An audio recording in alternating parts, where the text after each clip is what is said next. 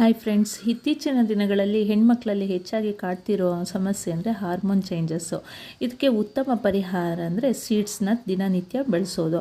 ದಿನನಿತ್ಯ ಆಹಾರದಲ್ಲಿ ಸೀಡ್ಸ್ನ ಹಾಗೆ ತಿನ್ನೋಕ್ಕಾಗಲ್ಲ. ಹಾಗಾಗಿ ನಾನು 5 ಸೀಡ್ಸ್ಗಳನ್ನ ಬೆಸ್ಟ್ 5 ಸೀಡ್ಸ್ಗಳನ್ನ ಬಳಸ್ಕೊಂಡು ಒಂದು ಚಿಕ್ಕಿ ಮಾಡೋದನ್ನ ತೋರಿಸ್ಕೊಟ್ಟಿದ್ದೀನಿ.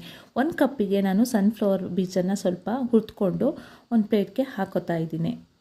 ನೆಕ್ಸ್ಟು 1 ಕಪ್ ಕುಂಬಳಕಾಯಿ ಬೀಜ ಅಂದರೆ ಪಂಪ್ಕಿನ್ ಸೀಡ್ಸ್ನ ಚೆನ್ನಾಗಿ ಮೀಡಿಯಮ್ ಉರಿಯಲ್ಲಿ ಹುರ್ಕೊಂಡು ಅದನ್ನು ಒಂದು ಪ್ಲೇಟಲ್ಲಿ ಹಾಕೋತಾ ಇದ್ದೀನಿ. ನೆಕ್ಸ್ಟು 1 ಕಪ್ ಆಗೋಷ್ಟು ಬಿಳಿ ಎಳ್ಳನ್ನು ತಗೊಂಡಿದ್ದೀನಿ, ಅದನ್ನು ಕೂಡ ಹುರ್ಕೊಂಡಿದ್ದೀನಿ.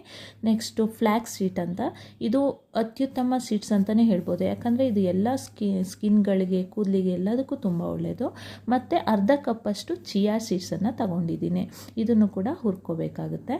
ಟೋಟಲಾಗಿ 4.5 ಕಪ್ ಸೀಡ್ಸ್ ಆಗಿರೋದ್ರಿಂದ 4.5 ಕಪ್ಪಷ್ಟು ಬೆಲ್ಲ ತಗೊಂಡಿದ್ದೀನಿ. ಇದನ್ನು ಪಾಕ ಮಾಡ್ಕೋಬೇಕು.